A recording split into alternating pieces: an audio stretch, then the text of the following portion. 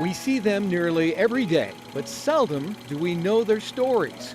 On the surface, they're tired, broken down old buildings whose usefulness has long since passed. But look closer. Peer into the shattered glass. Walk the weed-grown pathways.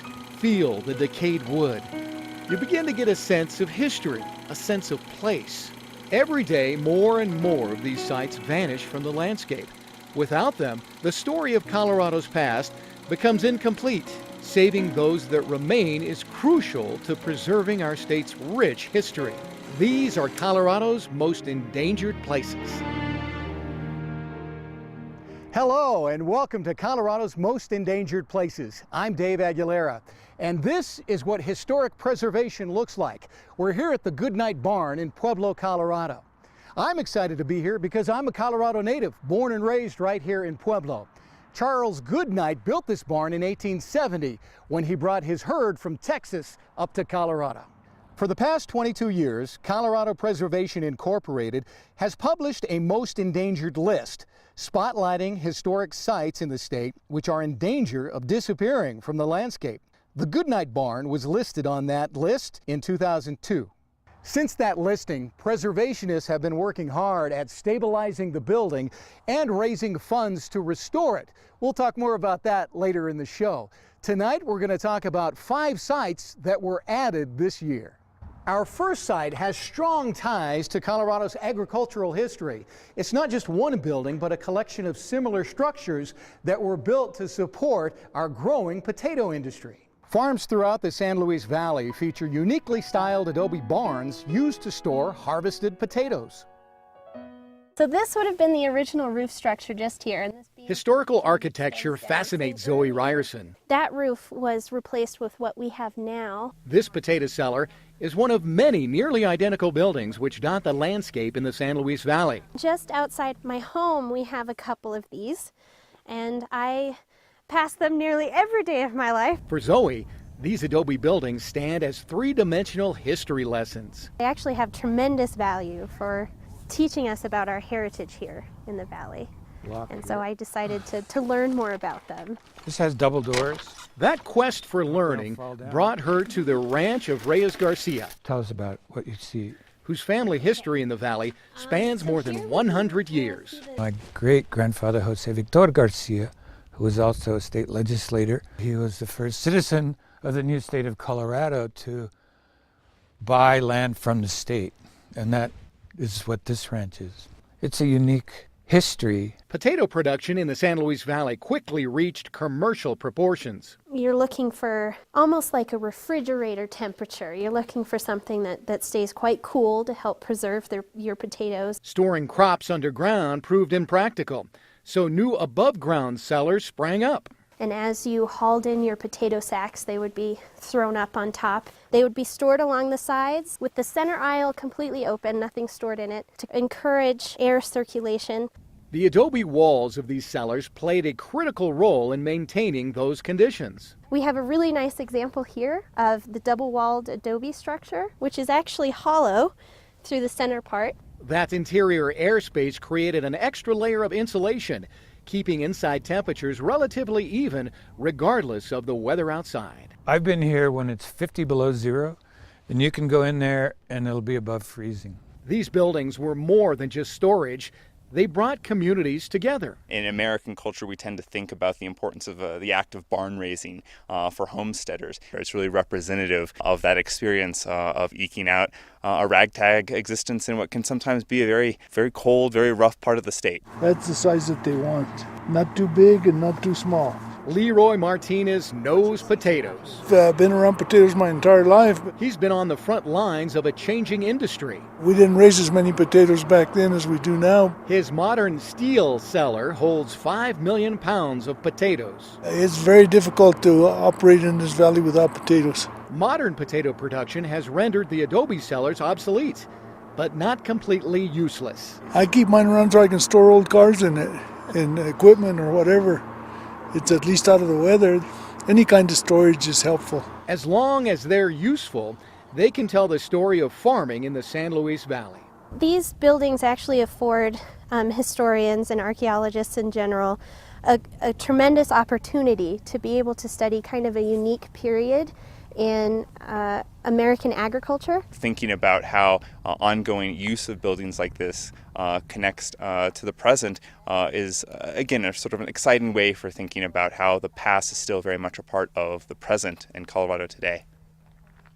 When we come back, we'll take you to downtown Pueblo for a look at Pueblo's historic fire department.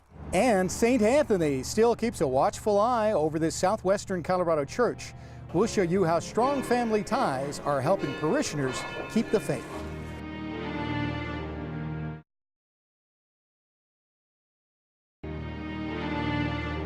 Welcome back to Colorado's Most Endangered Places. I'm Dave Aguilera. We've moved inside Pueblo's Heritage Museum. It's one of many small museums throughout the state which showcase local history. As you might suspect, when Colorado became a territory, the saddle was huge. In fact, Pueblo became one of the largest producers of handmade saddles. And around the world, the Pueblo saddle became known as one of the best. Pueblo has a rich baseball history as well. You might be shocked to find an old Brooklyn Dodgers baseball uniform here. The reason, the Pueblo Dodgers were once the minor league team for the Brooklyn Dodgers in the 40s and 50s. This exhibit tells the story of Pueblo's municipal water system, which was originally put in place to help support Pueblo's developing fire department. Many of the buildings still stand, including one which operates as a museum for Pueblo's fire department. Years ago, Hose Company Number 3 existed to help the community. Today, it needs the community to come to its rescue. This is the original siren right here. Pueblo firefighter Mark Pickerel loves old firefighting equipment. This is our original hand-pulled hose cart. This is what they had before they went to the horse-drawn equipment. The Pueblo Fire Department's roots go back nearly 150 years. The original volunteer fire department started in 1873 here. At that time, Pueblo was well on its way to becoming a railroad and industrial center in southern Colorado. That kind of growth carried big risks. They realized, well, a fire could devastate blocks, so they knew they needed a more stable firefighter. City leaders decided to put the firefighters on the public payroll. The department went professional in 1889. Pueblo was the second city in Colorado to have professional firefighters. Denver was professional before us in Colorado. But yeah, we were professional before like New Orleans and other huge cities. And it's also the third oldest unionized fire department in the country. In 1895, Pueblo's still growing population prompted the department to expand. They built Hose Company Number 3 on the top of a hill south of the Arkansas River, making it easier to get equipment to fires. Because the hill was a big thing, it'd be real hard for them to pull the equipment up that hill. This brick building would house Company Number 3 for more than 80 years, staffed by generations of firefighters. And when I was a little kid, my dad was actually stationed here. Mark saw very few changes over the years. The original kitchen here was the hayloft for the horses. The iconic fire pole still graces the bunk room. A lot of the old firefighters, their knees, ankles, hips, and stuff were out because it's basically a controlled fall when they slid down the pole. The last firefighter slid down this pole in 1979, after Pueblo built a new station a few blocks down. The city agreed to let the building become a firefighting museum. The past, to me, brings the future into focus. Gary McKelly took over running the museum in the late 1990s. I figured public education, this was a good facilities for public education. He teamed up with Mark, and the two of them turned a random collection of items into a cohesive look at Pueblo's firefighting heritage. This is an original firehouse, so it has that atmosphere about it. Here you see firefighting history in its original context. This is the hose drying tower. Least experienced firefighter used to have to climb up to the top, and they would pull the hose up on the rope here. Like many small museums, they lack adequate funding for upkeep. The exterior, there's a lot of work that needs to be done to make this building as beautiful as it was when it was first built. Some damage will be left alone, like this stone window seal. We thought it was erosion too originally, and an old fireman came and said, no, that's where the horses used to stick their head out the window and lick the limestone for their minerals. It's those kind of stories volunteers hope to preserve in order to inspire future generations of firefighters. Gives them a sense of history, kind of a sense of belonging, so it kind of sets a tone for basically the rest of their career. Colorado's history goes way back, even further than Pueblo or many of our modern settlements. In fact, people have lived in the state for thousands of years, leaving their stories behind on rocks like these that were removed for safekeeping when Pueblo Reservoir was built. Our next site has ties to the ancient and modern inhabitants, and it all centers around the most precious resource, water. You know, in a place like the San Luis Valley that gets less than 7 inches of precipitation annually, water is just absolutely the lifeblood of this valley. In real estate, it's location, location, location. So having the Conejos River and this spring, which has historically produced over 6,000 gallons of water per minute, it's no wonder that this place has been occupied for 10,000 years. Not much is known of the early inhabitants of this land, though it's clear from what they left behind that hunting and fishing were their primary activities. Where you've got water, that's where people and animals are going to want to be. In the 1880s, the bountiful hunting and fishing continued to draw visitors to this area. Those inhabitants left something larger behind, an adobe house, the last remaining building of an old ranch. This piece goes across, it ties this one into that one. They're interconnected, as a master bricklayer would do. And that's extremely rare in the San Luis Valley. This house belonged to Denver attorney Albert McIntyre and his wife Florence. And they came out here on their honeymoon to hunt and fish, and they fell in love with it. The McIntyres settled, building their house next to the Los Ojos Springs. It would become known locally as the McIntyre Mansion. This part was the kitchen out here. Rod Mortensen and Lois Miller are great-great-grandchildren of the McIntyres. They were actually deeded this ranch by, who was it? Grover Cleveland. So they must have had some influence back east somehow for the president to deed this land to him. The pair spent many days exploring the grounds as children. It had to be a gorgeous view of the water. You can tell by the size of the door, I think it was a fairly grand building. Albert McIntyre became a prominent judge and legal authority on water rights. Florence managed the ranch. And she was quite the manager, I hear. In 1895, Albert was elected governor of Colorado. He moved back to Denver. Florence stayed behind. She did not like Denver. She didn't like being part of the society there. She didn't like the things that Grandpa had to do as governor. Albert McIntyre served only one term as governor, divorced Florence, and moved to the East Coast. Florence kept the ranch. She just liked it here. It was her domain. When electricity came to the San Luis Valley, the family moved, and the mansion fell into disuse. Today, the mansion is home only to the wildlife which draws people to this valley. Its rapidly deteriorating condition has family and historians looking for ways to preserve the site. It makes you really sad to see how much even in our lifetimes, it has really deteriorated. They reached out to the Bureau of Land Management and Adams State University for help. Certainly protecting it as it is and seeing if there's some restoration components. All that's yet to be determined through this partnership process and the fundraising, of course. The hope for preservationists and family is to find a way to preserve the legacy of not only one of Colorado's pioneers, but of those who have called this place home for thousands of years. I love the part of hearing that the Governor McIntyre and his wife love this area for fishing. It's still something that we really enjoy today, and again, that ties back to what the Native Americans would have historically been doing here as well. I can just imagine this thing being rebuilt and restored like it was before. That would be so exciting and fulfill a dream of a lot of that family. When we return, the faithful rally to save a building that's as close as family. And we'll head to a store that puts family run in the history books.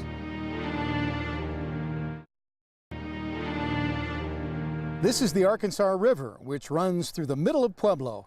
171 years ago, this river was the border between the United States and Mexico. Welcome back to Colorado's Most Endangered Places. I'm Dave Aguilera. The Treaty of Guadalupe Hidalgo brought an end to the Mexican-American War in 1848.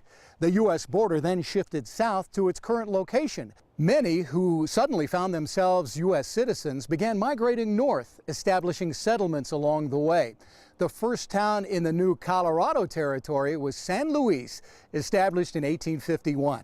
Among its first businesses, a small mercantile, started in 1857. The doors are still open, but time may be running out for this historic business. Fresh beef greets customers daily at the R&R market. You got to have a purpose for getting up in the morning, and I think this is what this does for us. Felix and Claudia Romero have operated this San Luis landmark for most of their lives. 50 years. We started in December of 1969. With no idea what it took to run a business. Absolutely none. But we survived it. The Romeros raised their family in this store. I remember riding my bike down the aisles and almost crashing into people. The store embodies small-town Colorado. This was the center of people's social life. This is a kind of a mom-pop type business. But not just any mom-and-pop type business. This one pushes family-run to historic proportions. The business itself has been here 160 years. It's the oldest business in the state, continuously operated by the same family. Dario Gallegos was Felix's great-great-grandfather. He opened up the first mercantile in San Luis in 1857 to supply the first settlers to what had just become U.S. territory. In order to get permanent settlers into that part of Spain, which is now the San Luis Valley, they issued land grants. So they started growing crops down there, raising cattle, raising sheep. The store's ties to the community have remained unchanged through the generations. We fill my buses. The future, however, is now in question. It's been a rewarding experience for us, though. We've enjoyed doing it, but it's time for us to quit. The Romeros are retiring from the grocery business. We hate to let go, but it's time. It could be a major and a huge loss if it ever has to close. Community leaders are working with the Romeros to find a way to continue the business, and more importantly, the tradition. So finding someone who has that cultural connection or that understanding of the community and why it's important to keep it. The Economic Development Council sees the market fitting in with their plans to promote the Hispanic culture of the region. So that's our role, is what can we do to identify someone that is in the position to want to do this and carry this forward and make a living of it. In an area like San Luis, that presents challenges. We've always been designated as a low-income area, so it's hard for people to go out and try to borrow money and do things because the banks think that, the value isn't here. Felix says the value lies in the cultural ties. You don't find places like this anywhere anymore. It forms the basis for the settlement history of Colorado. That's where it all started. It didn't start up in the gold fields. It didn't start in Denver or Golden, any place like that. It all started down there in the San Luis Valley. The Romeros hope the pioneering spirit which settled San Luis will carry the market forward. We'll find a way to do that. We just need to help. As Hispanic settlers moved northward from the former Mexican territory, they brought their strong Catholic faith with them. The newly constructed churches became social centers for the newly established rural towns. The town of Tiffany is a shadow of its former glory, but the Iglesia de San Antonio still proudly serves its parishioners. Así mi lengua me ayude. A song to St. Anthony, sung here for 90 years. We always had a song to sing about San Antonio. Benji Lopez and Stella Lucero are lifelong members of the Iglesia de San Antonio. It was built in 1928. I was born in 1929. The Catholic Church is a cornerstone of life for many in southwestern Colorado. It was built by the people. They made some adobe and they built the church. Churches like this graced many small towns which were settled as people moved north from New Mexico. Hispanic folks came into the area, coming up into Colorado through the San Luis Valley. The communities that existed were on railroads or on rivers. And this was one of the little ones on a railroad. The railroad stopped running in the 1960s, and many of those early Hispanic communities vanished. A lot of the truly historic Southwest Colorado communities are under Navajo Reservoir. They were flooded, so they're gone. And so to have a church that's still active in an old building that's adobe is pretty exciting. It's got these great Gothic windows. It was built by local people to serve their local needs. For historians, preserving the church saves an important chapter in history. One of the needs that's broader than the church is the recognition in our community of the contribution that Hispanics have made to our county, La Plata County. And this is the last building that really represents that Hispanic component. The music is just so beautiful, you know, when you have Mass. For Margaret Lucero, preserving the church is personal. I remember my dad mixing the straw and the mud and water and stuccoing the walls. Her parents took care of the building in her youth. She's been taking care of the building since 2012. I'd like to preserve it for the future generations. There are definitely challenges facing the building. The outdoors, every year you see more and more stucco coming off. Every little area is becoming very fragile.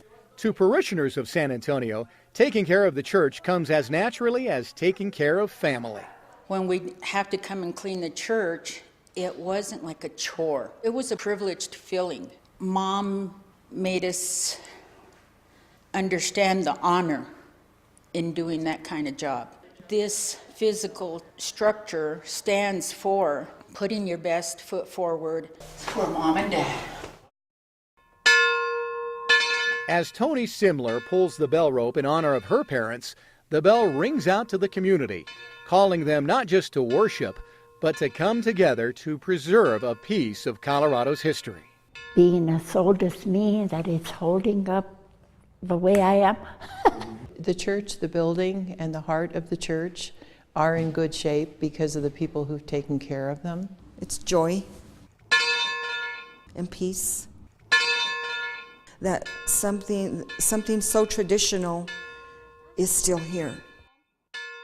Over the past 22 years, 123 sites have been named to Colorado Preservation's Most Endangered list. Of those, 46 have been saved, continuing to tell their part of Colorado history. We've only lost 7. We're happy to let you know that the Goodnight Barn is well on the road to restoration. Preservationists have raised over $1 million through fundraising and matching grants, and will soon begin restoring this building to its original appearance. Saving Colorado history, it's more than just keeping buildings from falling down. It's about keeping our rich culture alive and ensuring that our shared heritage is passed down to future generations. I'm Dave Aguilera. Thanks for watching.